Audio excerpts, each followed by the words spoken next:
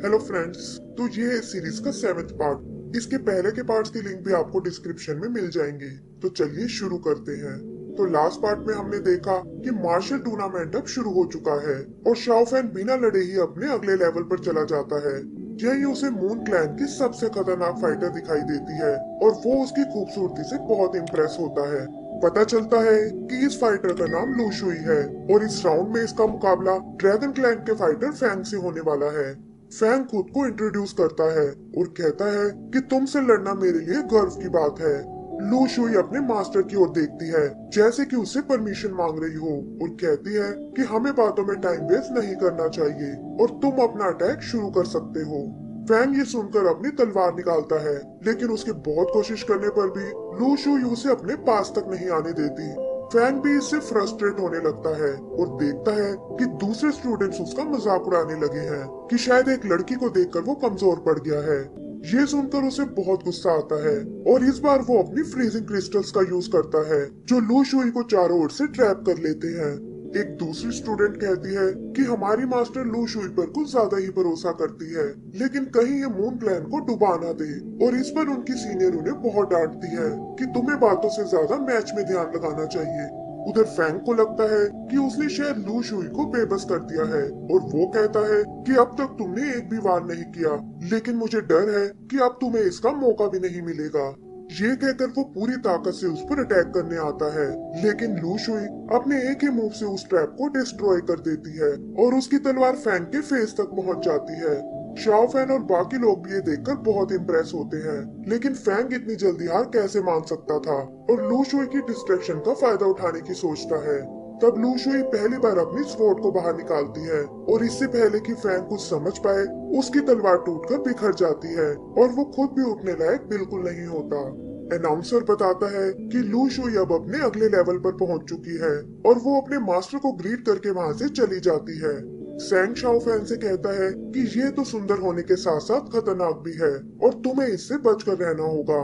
यही स्टेज पर हम कैंग सोंग को देखते हैं जो मून क्लैन के मास्टर यूशी पर बहुत नाराज होता है कि तुम्हारे स्टूडेंट में बहुत एटीट्यूड है और उसे इस तरह फैंग की तलवार को नहीं तोड़ना चाहिए था। जिस पर यूशी कहती है कि इसके लिए तुम्हें अपने स्टूडेंट को ब्लेम करना चाहिए और ये सुनकर कैंग सोंग गुस्से में वहाँ से चला जाता है।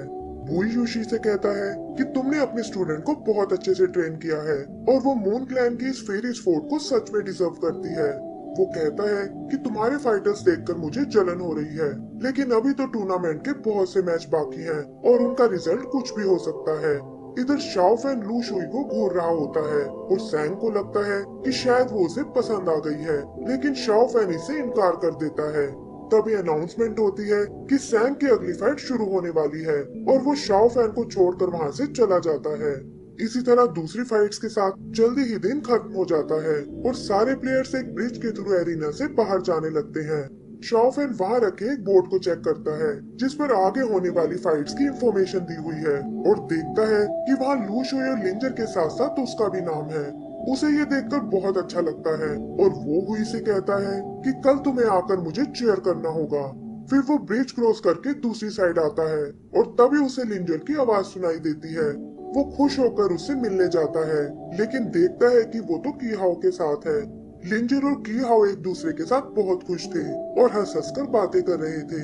ये देखकर शाओ फैन को बहुत बुरा लगता है और वो याद करता है कि कैसे बचपन में वो और लिंजर एक दूसरे के कितने करीब थे, लेकिन अब सब कुछ बदल चुका है। अगला सीन एरिना का है जहाँ शाओ फैन का मुकाबला विंड क्लैन के फाइटर शू होंग से होने वाला है, लेकिन शाओ फैन तो रात की बात से अभी भी उदास था और उसे लगने लगा था कि शायद सब लोग उसे बेकार समझते हैं। वो इन्हीं ख्यालों में था कि तभी शू होंग उस पर अटैक कर देता है और शाओ फैन देखता है कि इससे तलवार का ऊपरी हिस्सा टूट गया है।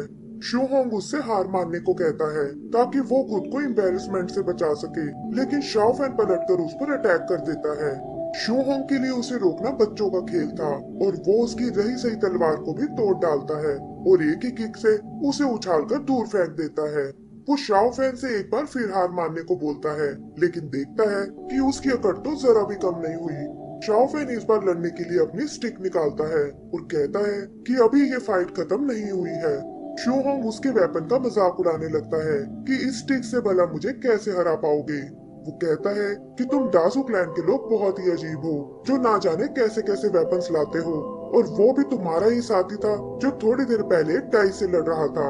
यही शाओ फैन की नजर लिंजर पर जाती है, जो अभी भी कीहाओ के ही साथ है, और ये देखकर वो उदास हो जाता है। इधर शू होंग अभी भी उसकी इंसल्ट कर रहा था, और ये सुनकर शाओ फैन को गुस्सा आ जाता है। वो अपनी स्टिक लेकर शू होंग पर अटैक कर देता है, और हम देखते हैं कि उसके पास स्टिक को कंट्रोल करने की भी पावर है, जो बीच बीच में ग्लो कर रही है।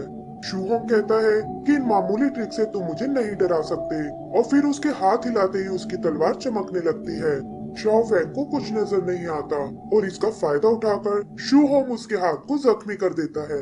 फिर वो उस पर एक और ट्रिक आजमाता है, लेकिन हम देखते हैं कि शाओ फैन के ब्लड से वो स्टिक एक्टिवेट हो गई है, और उससे डार्क स्मोक निकलने लगा है। इसका इफेक्ट शाओ फैन पर भी पड़ता है, जिसकी आंखें अचानक से लाल हो गई हैं, और वो अपने अटैक से शू होंग को उठाकर बाहर फेंक देता है। सभी लोगों को ये देखकर बहुत हैरानी होती है, और शाओ फैन भी नॉर्मल होकर नीचे गिर पड़ता है। आगे हम डाजू क्लैन के बाकी मेंबर्स को देखते हैं, जिन्हें बिल्कुल विश्वास नहीं होता कि शाओ फैन अपनी फाइट कैसे जीत गया, और वो भी शू होंग के सामने, जो इस टूर्नामेंट को जीतने के लिए सबका फेवरेट था।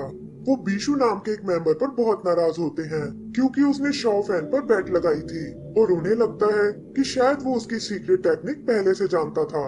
तभी डैरेन, शाओ फैन और लिंजर वहाँ आते हैं, जहाँ लिंजर उन स्टूडेंट से कहती है कि आखिर शाओ फैन पर बेट लगाने की तुम्हारी हिम्मत कैसे हुई, और बीशु को शाओ फैन से माफी मांगने को बोलती है। तभी उनसे मिलने बुई और सू वहाँ आते हैं, और बुई कहता है कि बाकी लोग अपनी प्रैक्टिस में लगे हुए हैं, और तुम्हें भी अपना ध्यान ट्रेनिंग में लगाना चाहिए, क्योंकि किस्मत हर बार तुम्हारा साथ नहीं देने वाली। इस पर लिंजर कहती है कि हम किस्मत से ज्यादा अपनी स्किल्स के कारण जीते हैं, लेकिन बुई कहता है कि तुम्हें तो ये बिल्कुल नहीं बोलना चाहिए, क्योंकि तुम खुद भी नहीं जानती कि आखिर तुम वो फाइट कैसे जीती थी। फिर वो उसे उसकी अगली फाइट के बारे में बताता है, जो उसी मून क्लैन की फाइटर लू शुई से होने वाली है, और लिंजर कहती है कि उसे तो मैं अपने आप संभाल लूंगी। आगे बुई शाओ फैन को समझाता है कि ज्यादा ओवर कॉन्फिडेंट होने की कोई जरूरत नहीं है, और आगे तुम्हारी फाइट टफ होने वाली है। बीशु उसे शाओ फैन पर यकीन रखने को बोलता है, लेकिन बुई उसे वार्न करता है कि तुम पर तो मेरी खास नजर रहेगी, और आगे से यहाँ कभी बैटिंग मत करना। अगले दिन शाओ फैन एरिना में आता है, जहाँ आज उसकी फाइट पेंचेंग से होने वाली है, जो सैंग की ही तरह सन क्लैन से है। सैंग कहता है कि मैंने उससे बात कर ली है, और अगर तुम हार मान लो तो वो तुम्हें कोई नुकसान नहीं पहुँचाएगा। शाओ फैन उसे अपनी बकवास बंद करने को बोलता है, और सैंग कहता है कि मैं तो तुम्हें प्रोटेक्ट करना चाहता था, लेकिन अगर तुम लड़ना ही चाहते हो तो जाओ और शौक से लड़ो, मैं यहाँ मंकी के साथ तुम्हारे लिए प्रे करूंगा। आगे हम उन दोनों फाइटर्स को आमने सामने देखते हैं, और शाओ फैन नोटिस करता है कि लोग अभी भी उसे कमजोर समझ रहे हैं। उसे अपने बचपन की ट्रेनिंग के दिन याद आते हैं कि कैसे डैरेन ने उसे बहुत अच्छे से सिखाया था। यही उसके बाकी सीनियर्स भी अपनी प्रैक्टिस कर रहे थे, और तभी मैडम सू वहाँ उन्हें चेक करने आती है। वो एक एक करके उन सबकी अच्छी खबर लेती है कि तुम्हें अपने स्किल्स को और बेहतर बनाना होगा। तब डैरेन शाओ फैन से मैडम को अपनी स्किल्स दिखाने को कहता है, लेकिन उससे पहले ही वहाँ लिंजर आ जाती है, जो कहती है कि एक अच्छी ट्रेनिंग के लिए माइंड से सभी थॉट्स और टेंशन को दूर करना होगा, और तभी आप उस चीज में कामयाब हो पाओगे। सू को ये सुनकर उस पर बहुत गर्व होता है, और फिर लिंजर शाओ फैन को भी अपने साथ प्रैक्टिस कराने लगती है। शाओ फैन इसके रिजल्ट्स देखकर बहुत एक्साइटेड होता है, और तभी हम बुई को वहाँ देखते हैं, जो कहता है कि हार्ड वर्क से तुम्हें हमेशा सफलता मिलेगी। प्रेजेंट में भी शाओ फैन इसी बात को याद करता है, और इससे उसके चेहरे पर एक मुस्कुराहट आ जाती है। तभी पैन चैंग खुद को इंट्रोड्यूस करता है, और देखता है कि शाओ फैन ने अपनी स्टिक को रैप किया हुआ है। शाओ फैन कहता है कि ये तो मैंने तुम्हें चोट से बचाने के लिए किया है, और ये सुनकर पैन चैंग को बहुत गुस्सा आता है कि तुम सबके सामने मेरी बेइज्जती कर रहे हो। वो उसे चैलेंज करता है कि आज तुम्हारा हाल बहुत बुरा होने वाला है, और अगर मैं ऐसा नहीं कर पाया तो अपना क्लैन छोड़कर तुम्हारा क्लैन ज्वाइन कर लूंगा। सैंग समझ जाता है कि इनकी फाइट सीरियस होने वाली है, और तभी पैन चैंग अपना अटैक शुरू कर देता है। उसकी फायर स्वॉर्ड एरिना में आग लगाने लगती है, और जल्दी ही शाओ फैन उसमें ट्रैप हो जाता है।